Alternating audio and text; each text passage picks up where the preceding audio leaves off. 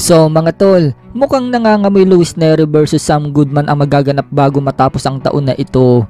Nagparamdam kasi si Luis Nery mga tol. Nagpost ito ng emoji na eyes sa kanyang social media account noong i-retweet niya ang balita ng Ausboxing.com. Ayon kasi sa balita mga tol, nananatiling busy daw si Sam Goodman ngayong taon na ito.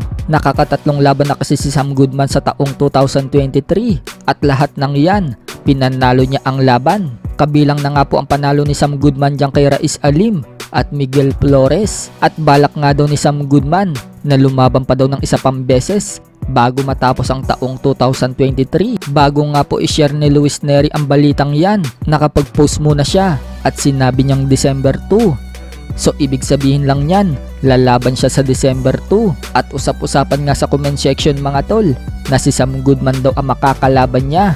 Kaya tingnan natin sa mga susunod na balita mga tol kung si Sam Goodman nga ba ang makakalaban ni Luis Nery. Kung pupunta nga po tayo sa ranking ng WBO mga tol, nasa number 1 spot nga po itong si Sam Goodman, habang nasa number 2 spot naman si Luis Nery. Nasa number 3 spot naman po dyan si Casimero. Mas maganda nga mga tol kung ito talaga ang makuwang laban ni Casimero, si Luis Nery o Sam Goodman. Dahil kung matatalo ni Casimero ang dalawang yan, malaki ang posibilidad na maging number 1 contender si Casimero. May naririnig kasi tayong balita mga tol mula sa member ng Treasure Boxing Promotion na si Mark Alesna na parang balak na daw ni Yukinori Ogoni na magretiro ng tuluyan. So kapag nangyari yan, wala nang rematch sa pagitan ni Casimero at Ogoni. Kaya magandang itapat kay Casimero ay itong si Luis Nery o kaya Sam Goodman. Sa kabilang banda naman mga tol, matapos nga po makatanggap ng 10% ni Jason Casimero sa laban ng utol niya na si General Casimero sa Japan at mabilhan din siya ni Cuadro Alas ng sariling sasakyan, nakatanggap din ng biyaya ang kasakasama ni Casimero sa Japan na si Boss Rich Don. Binigyan kasi siya ni Casimero ng balato mga tol na nagkakahalaga ng 100,000 pesos. Malaki ang pasasalamat ni Boss Rich Don dahil hindi naman daw siya nanghihingi kay Cuadro Alas pero binigyan daw siya. Ayaw nga daw niya sanang tanggapin pero pinipilit daw siya dahil din daw yan sa sakripisyo niya kay Casimero mula nang lumaban daw kasi si Casimero sa Korea at Okada. Kasama din daw siya. Samantala, matapos nga po nating maibalita sa previous vlog natin na nagtalo ang defender ni Casimero na si Papsi Cultura. Siya po yung kumanta sa entrance ni Casimero sa laban sa Japan at member ng MP Promotion na si Silver Boys TV sa live ni Paukas Sports kung saan pinagtatalunan nila ang Casimero versus Inoue na napunta na ang usapan nila sa rap battle.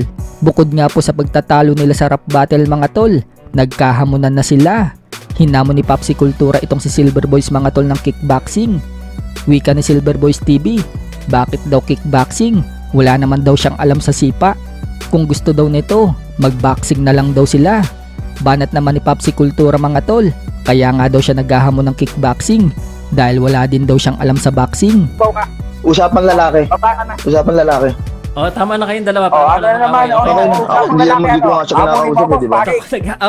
Umuwi ka dito tapos maglabas na daw. Kickboxing tayo. Kickboxing tayo. Ayan na, nagkamo na ng kickboxing.